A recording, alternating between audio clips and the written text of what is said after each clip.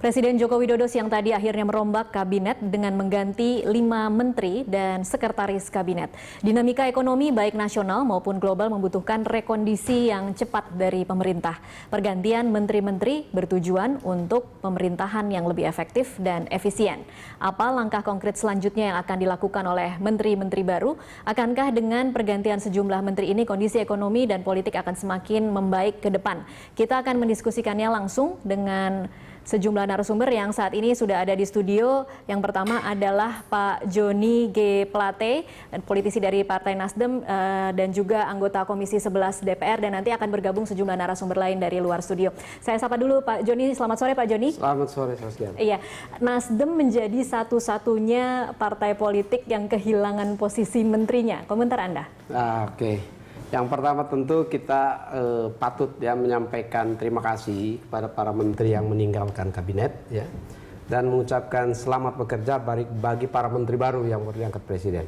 Terkait dengan pergantian Pak Tejo ya, maka pada prinsipnya Nasdem konsisten dengan sikap awalnya. Sikap awal Nasdem adalah memberikan dukungan kepada capres dan cawapres Jokowi JK pada saat itu tanpa syarat ya.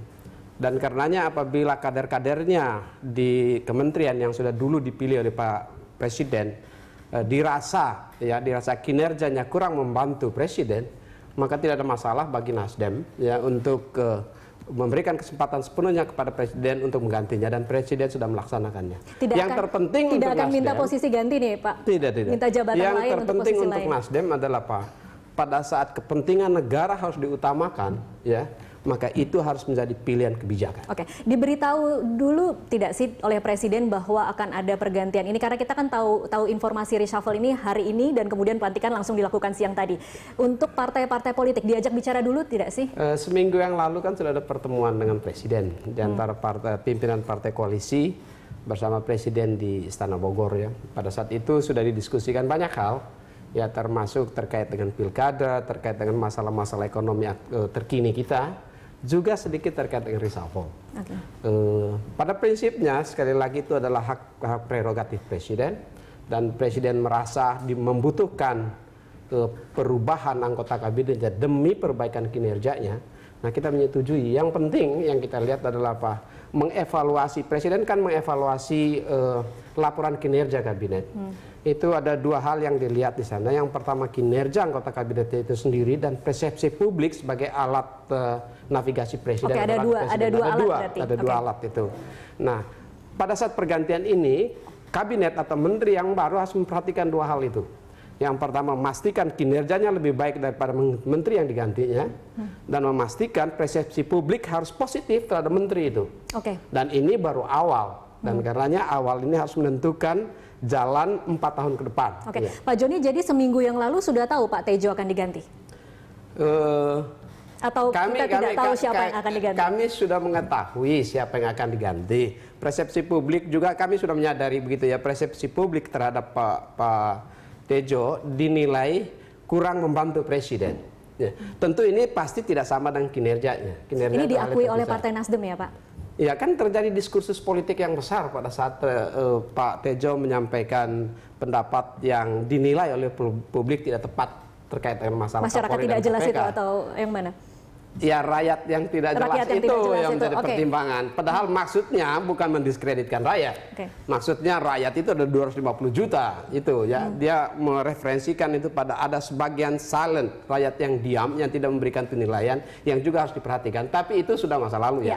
Kita kalau melihat ke depan bahwa kinerja para menteri ini harus disadari betul oleh menterinya bahwa ada dua hal menjadi alat penilaiannya. Kinerjanya sebagai pembantu Presiden, dan jangan lupa persepsi publik itu penting. Kalau persepsi publiknya negatif ya, maka tentu publik tidak bisa atau rakyat tidak bisa mengikut arah gerak pembangunan yang dilakukan oleh pemerintah. Ini yang harus diperhatikan. Pada saat diskusi itu Nasdem sempat semacam melobi tidak Pak? Kita gantikan dengan kader lain deh, atau kita akan isi dengan orang lain untuk di posisi itu? Kalau itu dilakukan oleh Nasdem, maka Nasdem tidak konsisten. Oke. Ya, yang didiskusikan dengan Presiden adalah mengganti anggota kabinetnya untuk satu kinerja yang lebih baik mendukung Presiden. Siapa saja dari putra-putri terbaik Indonesia, dan Presiden sudah memilih. Oke.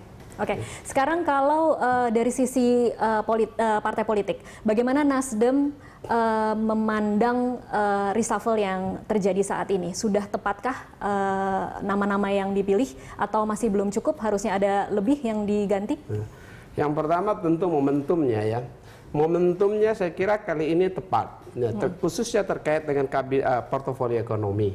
Mengapa itu? Karena sebentar lagi Presiden akan menyampaikan atau pemerintah akan menyampaikan nota keuangannya terkait dengan RAPBN 2016. Jadi hari ini 12 Agustus, tengah minggu, tiba-tiba dipilih, itu cukup tepat ya Pak ya? Cukup tepat, sehingga menteri yang baru sudah terlibat secara aktif di dalam pembahasan RAPBN-nya.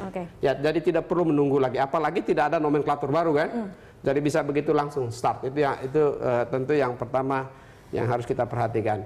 Nah, yang kedua yang kita perlu perhatikan juga adalah persepsi publik ya, terhadap pergantian ini. Ini sudah diharapkan lama oleh publik agar Presiden segera mengganti kementeriannya demi mendorong kinerja kabinetnya. Ya. Yang harus diperhatikan adalah mengganti menteri ini bukan satu-satunya rumus ya untuk menyelesaikan persoalan bangsa ini. Ini adalah awal untuk satu tindakan perbaikan. Masih ada hal yang lain yang harus ya secara sensitif diperhatikan oleh para menteri ini. Ya, sebagai contoh ya, kita melihat background para menteri, khususnya senior-senior di bidang ekonomi ini dari dua mazhab ekonomi yang berbeda. Ya, yang satu mazhab ekonomi yang betul-betul sosialisme sesuai konstitusi. Anda bicara Rizal Ramli? Pak Rizal misalnya, di sisi yang lain satu Pak Darmin Nasution yang begitu memperhatikan betul mekanisme pasar. Bahwa posisi mereka adalah menteri koordinator yang membawahi beberapa kementerian lainnya, tidakkah itu akan tidak terlalu berbenturan?